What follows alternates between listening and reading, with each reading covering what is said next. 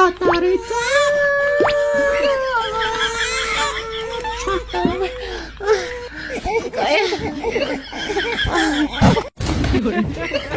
Yun ang okay. So yun ang mga darling no. So matagal ako nawala mga darling. Pag-usapan natin mga darling ngayon ang responsibilidad ba ng mga anak ang alagaan ng ating mga magulang kapag sila ay tumatanda na. Yes, of course. 100% na dapat natin silang alagaan mga darling. Alam mo ba bakit? Kasi hindi ba na ibig sabihin na responsibilidad talaga natin sila mga darling, which is ito lang talaga yung utang na loob natin sa kanilang mga darling. Ay, yung alam nyo ba, yung ginagawa kayo ng hating gabi, yung pawis pa ng mga magulang nyo noon tumutulo dahil ginagawa kayo mga darling. Kaya payback natin sa kanilang mga darling. Responsibilidad natin mga darling ating mga magulang. Utang na loob natin yan mga darling. O kaya payback sa kanilang ginagawa nila sa atin noon nung kabataan tayo. Sa time tayo ay ginawa nila yung alam niya. Yes. Yung mga darling na mga kabataan noon, like for example mga darling ngayon mga darling, may napanood ako sa social media, yung mama nila mga darling 77 years old pumunta sa face to face mga darling, which is ang nareklamo niya dyan mga darling is hindi siya inalagaan kay mga anak. Ang lakas pa ni nanay mga darling, parang ano lang sa dibdib ba na dapat sana alagaan pa habang buhay pa ang mga magulang o kaya malakas pa. So ngayon ang nanay nila mga darling umiyak kasi daw hindi siya binibigyan ng kahit lang kape o kaya hindi siya binibigyan ng magandang pagkain. Tapos yung ang resulta mga darling, yun palang nanay nila may pensyon. Tapos ang istorya ni mga darling, o di ba marites ako mga darling. Oh my God. So yun ang mga darling, pumunta yung anak nila mga darling. Ang rason ng isang anak mga darling ay alam nyo ba bakit? Nung kabataan niya daw mga darling, is pinapalo daw siya ng kanyang mama. Tapos sinasaktan o minamaltrato. Oh my God mga darling, yung utak ko mga darling lumabas sa mata. Kaya kailangan nating bawasan kasi dami ko kasing utak. Char lang. So yun mga darling, hindi, pinapalo daw siya niyang mama noon ng kabataan niya. Tapos ngayon mga darling siguro mag-50 yung anak niya.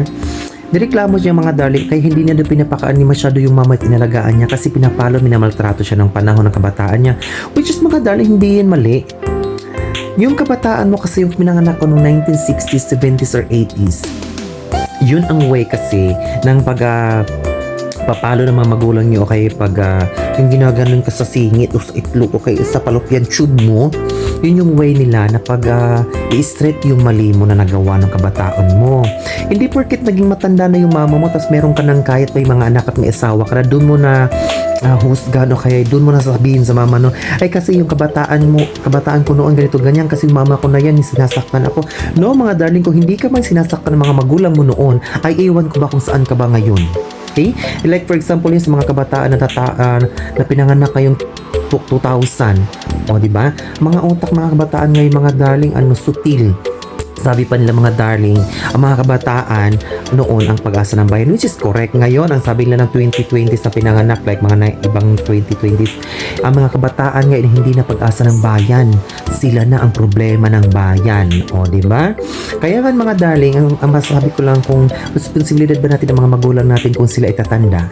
Yes, of course mga darling, 100%, 99.9 kill germs percentage na responsibilidad natin ay hindi na ibig sabihin na responsibilidad, utang na loob natin sa kanilang mga darling o kay payback sa ginawa nila na nung una sa paggawa lang nila natin mga darling bumubuhos yung mga pawis nila yung sa alam nyo na, tapos sumasakit pa yung balakang nila sa paggawa nila ninyo. Tapos ngayon sabihin nyo na hindi nyo responsibility mga magulang nyo.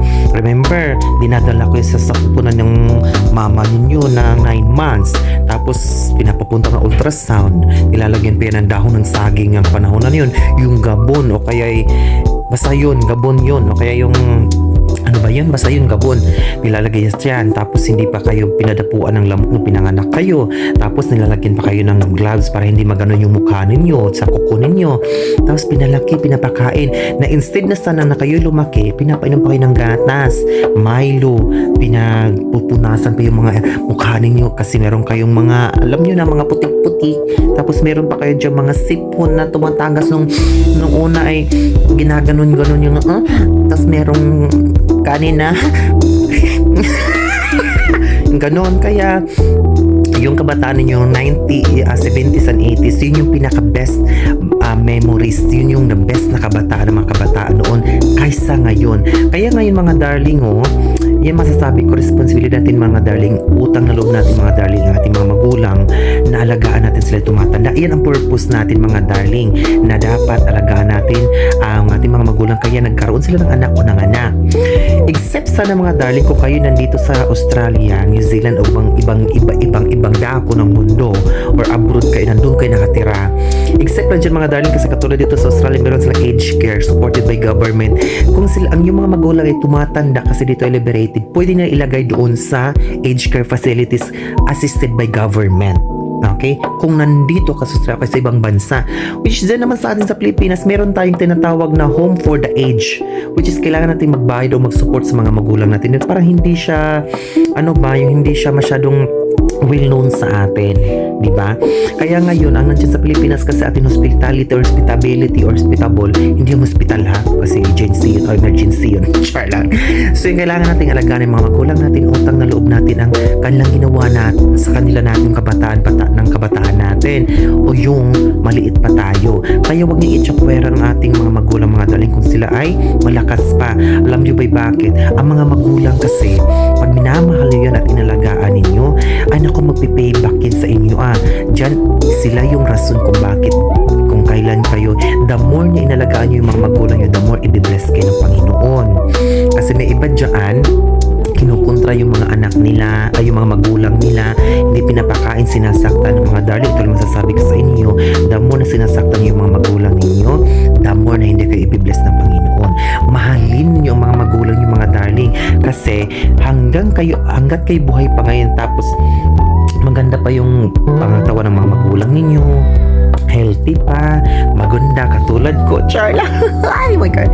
So yun nga mga darling, okay, hindi man kayo na-bless ngayon, baka sa darating na mga anak ninyo, okay, mga apo, doon magbo-boom up yung mabuting ginagawa nyo sa mga magulang nyo. Kaya alagaan ninyo yung mga magulang na malakas pa, pakainin ninyo. Di yung katulad nung napanood ko sa face to face na kung saan lang siya pupunta sa mga anak niya, bigyan ng pagkain, tapos sinasabihan pa siya ng masama, kayo lumayas naman siya ulit, pumupunta sa kanyang anak. Then tapos pagpunta niya sa isang anak, yun pa rin ang maririnig niya. Kaya ang ginawa niya, pumupunta na siya sa kapitbahay, doon siya humingi ng pagkain.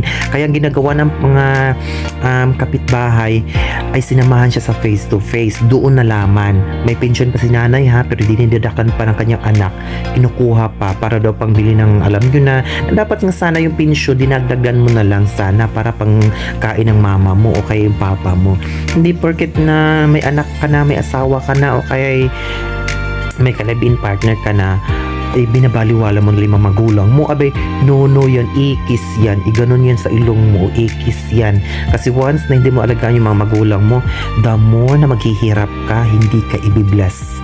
Kung blessed ka man ngayon, tapos ang pag-treat mo ng mga magulang mo ay yung pag-treat mo sa mga magulang mo ay hindi maganda, mag-feedback yun sa mga anak mo kaya sa mga apo mo. Kaya mga darling, huwag kalimutan, ang mga magulang natin ay sila ang dahilan kung bakit nandito tayo sa mundong ito, okay, nandito tayo sa kinatatayuan natin ngayon, okay, saan ka man nakatayo ngayon. Kung hindi ka man statue or statue, abay, dyan ka lang, huwag kang maglakad-lakad.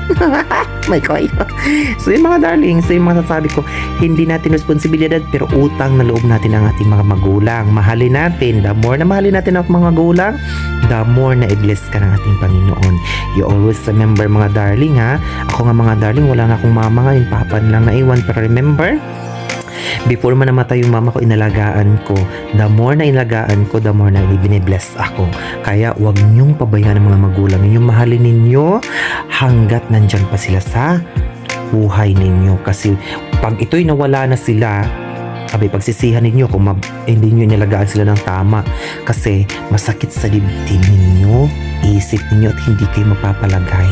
Hindi man porket na sinasaktan kayo ng mga magulang ninyo noon, isusumbat ninyo sa mga magulang nyo na, kasi nung kabataan ko, ginaganon ako, sinasaktan ako. Yun yung way nila na may tama yung mali mo noon. Kahit ngayon, nadala nga yun mga mama nila ngayon, nagpapalo pa nga ng mga anak nila. Pero ang problema ng mga kabataan ngayon, mga darling, matitigas na ang ulo.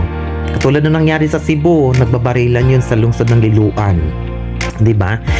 Yung isang palang babae, yung isang doon bata ay hindi pala pinapayagan ng kanyang papa. Ngayon, sa katigasan ng ulo, doon dumaan sa bintana o saan ba dumaan, hindi nagpaalam. Ngayon, nabalitaan ng kanyang papa ay nabaril pala ay namatay. O diba, sa katigasan ng ulo, nadagdagan na naman ang listahan sa sementeryo. Meron na naman doon nakakulit na pangalan doon sa pangalan na RIP, born in November, something like that, namatay ng ganito ganyan. Tapos, diba, meron na nakalagay dyan, kung ako po napapagawa ng lapida doon, lagyan ko talaga ng remembrance o kaya sa katigasan ng ulo, cause of death, ganon. Kasi yung kabataan ngayon, ang laki ng kaibahan ng kabataan noon. Kasi kung hindi man ganon ang trait ng mga magulang natin noon, ng mga 80s, 60s, 70s, 90s, ewan ko lang kung nasaan ka ngayon, kung buhay ka pa ba ngayon. Tingnan mo yung mga kabataan ngayon, mga 2000, mga post-millennials, meron mga at saan-saan na lang magpupunta-punta, pinapaaral, kaya kasi ganito ganyan, nandun sa kahit isang lang lugar, diba? Which is, no, mga darling, i-value ninyo ang hirap ng ginawa ng mga magulang nyo, okay? The more mag-alagaan yung mga magulang nyo, the more na i-bless kayo ng Panginoon. Kaya always remember, ang mga magulang ang siyang dahilan kung bakit tayo nabubuhay sa mundong ito. Wow! O diba? The more na i-bless kayo ng Panginoon. Okay mga darling, see you next. Oh my God, natulog na ako mga darling. Kasi pagod na ang mattress. Good night. Bye.